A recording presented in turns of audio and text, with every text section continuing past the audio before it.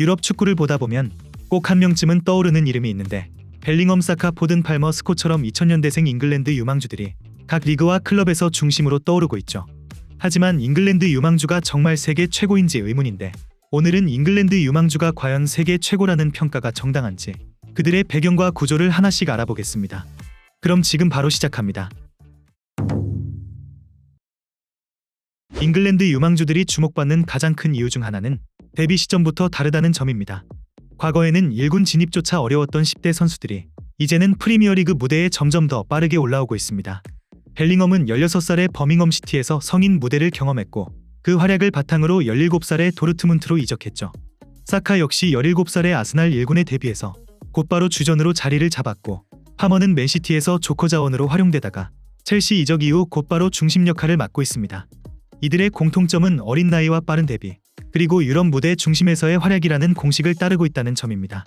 그리고 이러한 흐름은 선수 개인의 능력 외에도 프리미어리그 구단들의 철저한 유소년 시스템 투자와 밀접한 관련이 있는데 빅식스와 같은 규모가 큰 클럽들은 18세 이하 팀과 21세 이하 팀을 체계적으로 운영하며 어린 나이부터 모두 통합된 훈련을 시키고 있으며 경기 영상 분석과 유럽 원정 경험까지 포함하여 여러 프로그램으로 선수들을 성장시키고 있습니다.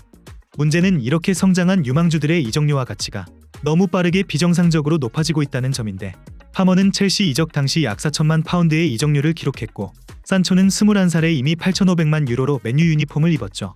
최근에는 올리세, 에제, 고든, 브랜스웨이트 같은 선수들도 국제대회 경험은 부족한데도 높은 시장 가치를 받고 있는데 이러한 현상을 유럽 내에서는 잉글리시 프리미엄이라는 말로 불리죠. 즉 실력보다는 국적과 프리미어리그 소속이라는 브랜드가 가격을 올리는 주요 요소라는 뜻이죠. 선수 자체의 재능이 뛰어난 것은 분명하지만 이적료가 곧 실력을 증명하는 것 아니라는 회의론도 존재하는데 물론 빠른 데뷔와 높은 수준의 리그 경험은 장점이 될 수 있지만 이런 기대치가 선수를 너무 빠르게 몰아붙이기도 하죠. 잉글랜드 유망주들이 최근 두각을 나타내고 있는 배경에는 단순한 재능 이상의 구조적인 변화가 자리하고 있습니다. 그 중심에는 2012년부터 본격적으로 시행된 EPPP가 있는데 즉 엘리트 선수 개발 계획입니다.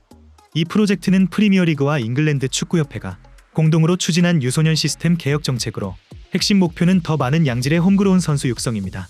EPPP는 기존의 지역 기반 스카우팅과 느슨한 아카데미 운영 방식을 전면 개편하며 전국의 모든 아카데미 클럽을 1등급에서 4등급으로 분류하고 각 등급에 따라 인프라 수준과 지도자 자격 등 엄격한 기준을 부과하죠. 가장 높은 카테고리 1등급을 받은 아카데미는 일주일 최대 20시간 이상의 트레이닝이 가능하고 최고 수준의 시설과 코칭 라이센스를 보유해야 하며 전국 리그 참가와 국제 대회 교류까지 의무화됩니다. 맨시티, 첼시, 아스날, 사우스햄튼, 웨스트햄 등이 이 카테고리 1 시스템을 유지하며 강력한 유망주 생산 구단으로 자리 잡았죠.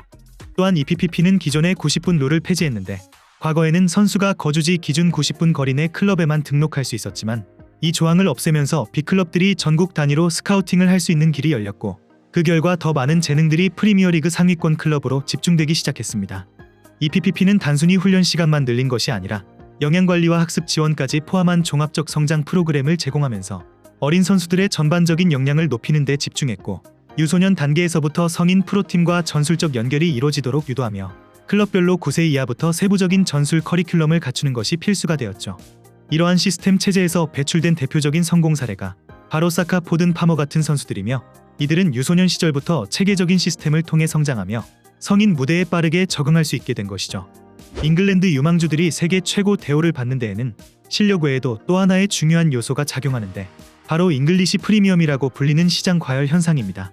이 용어는 잉글랜드 국적 선수 혹은 프리미어리그 소속 유망주들이 실제 기량이나 이력에 비해 비정상적으로 높은 이적료를 기록하는 현상을 뜻하는데 최근 10년간 유럽 이적 시장에서 잉글랜드 선수들에게 붙는 프리미엄은 실력 외적인 상업성과 미디어 가치에 의해 더욱 부풀려져 왔습니다.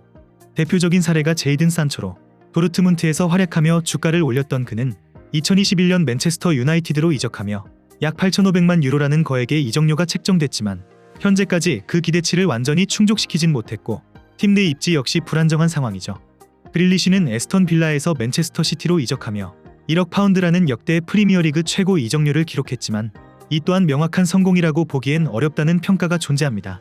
이러한 프리미엄은 프리미어리그 구단 내부 이적에 한정되지 않고 외국 클럽과의 협상에서도 적용되는데 잉글랜드 국적이라는 이유만으로 선수 몸값이 타 유럽 국가 선수보다 높게 책정되며 이는 마케팅 가치와 유니폼 판매량 등 복합적으로 고려된 결과이지만 그만큼 실제 경기력과의 괴리라는 회의적 시선도 따르게 만듭니다.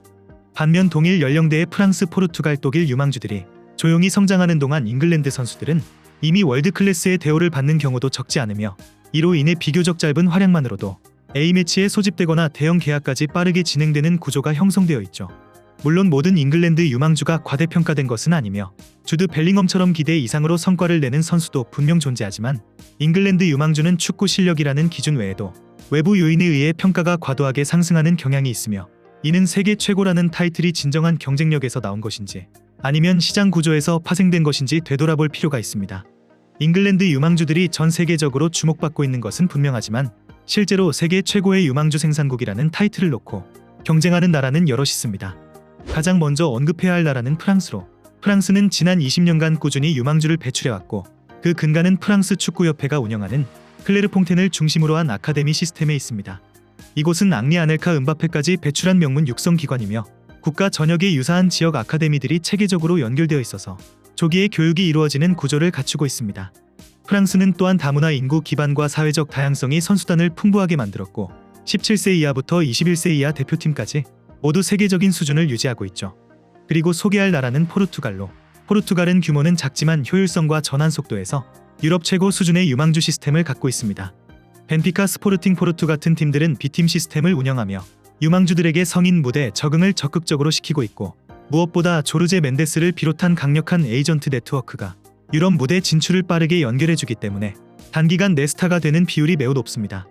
그리고 소개할 나라는 스페인으로, 스페인도 전통적인 유망주 양성국 중 하나로 바르셀로나의 라마시아는 메시, 차비, 이니에스타, 부스케츠, 야말로 이어지는 세계 최고 유소년 생산기관 중 하나이고 전술 이해도와 패스 중심의 기술 교육을 어릴 때부터 철저히 훈련시키는 구조는 여전히 건재합니다. 그리고 소개할 나라는 독일이며 독일은 유소년 축구의 모범 사례로 자주 언급됩니다. 이외에도 브라질과 아르헨티나 같은 남미 국가들은 여전히 개별 재능 면에서는 세계 최고 수준의 선수들을 배출하고 있고 다만 시스템적인 일관성보다는 재능 발굴과 이른 시기 유럽 이적을 통한 성장에 의존하는 경향이 강하죠.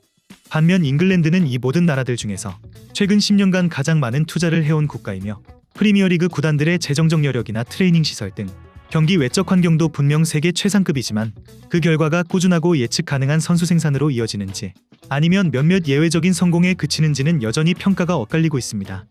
이렇게 지금까지 잉글랜드 유망주가 정말 세계 최고인가에 대해 그들의 배경과 구조를 알아보았는데 잉글랜드 유망주들은 분명 세계적인 재능을 가진 선수들이 많으며 시스템도 과거에 비해 크게 발전했고 EPL이라는 최고의 무대는 이들을 빠르게 성장시키는 데 도움이 되고 있죠. 하지만 여러 가지 요인이 함께 작용하면서 세계 최고라는 평가에는 아직 논란의 여지가 남아있는데 여러분들은 잉글랜드 유망주가 세계 최고라고 생각하시는지 댓글로 많은 의견 남겨주시면 감사하겠습니다. 그럼 이번 영상은 여기서 마치며 지금까지 에띵이었습니다.